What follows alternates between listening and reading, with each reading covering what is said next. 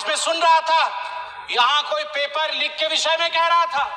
अरे अपने गिरेबान में झांक के देखो भैया, गिरेबान के अंदर पाप ही पाप भरा हुआ है और आप हमारी तरफ देख रहे हो। नीट के एग्जाम को लेकर सुप्रीम कोर्ट का जजमेंट आया है कुछ दिनों पहले और मैं कांग्रेचुलेशंस कहना चाहूंगा इस सरकार को।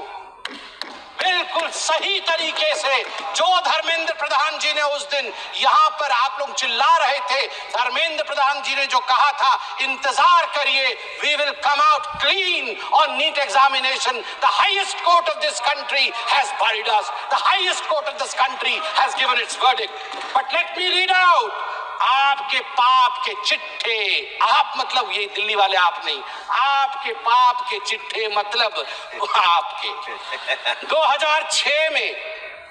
कहां ये सब लीक हुए थे। देखिए 2006 में CBSE class 12 accountancy paper leak, 2007 Akhil Bharatiya engineering प्रवेश पत्र परीक्षा पेपर लीक AIEEE, 2008 में PMT pre medical paper leak, 2012 में all India institute of medical science परीक्षा पेपर लीक, 2014 में सीबीएसई कक्षा 10 और कक्षा 12 की पेपर लीक, 2013 में Maharashtra SSC exam paper leak, 2016 में कर्नाटका PUC परीक्षा पेपर लीक, सिद्धरामैया की सरकार थी, 2013 में Rajasthan university paper leak Ashok Gehlot ji की सरकार थी, 2011 में हरियाणा बोर्ड परीक्षा पेपर लीक भूपेंद्र सिंह हुड्डा जी की सरकार थी, 2013 में राजस्थान लोक सेवा आयोग RPSC पेपर लीक आपकी सरकार थी।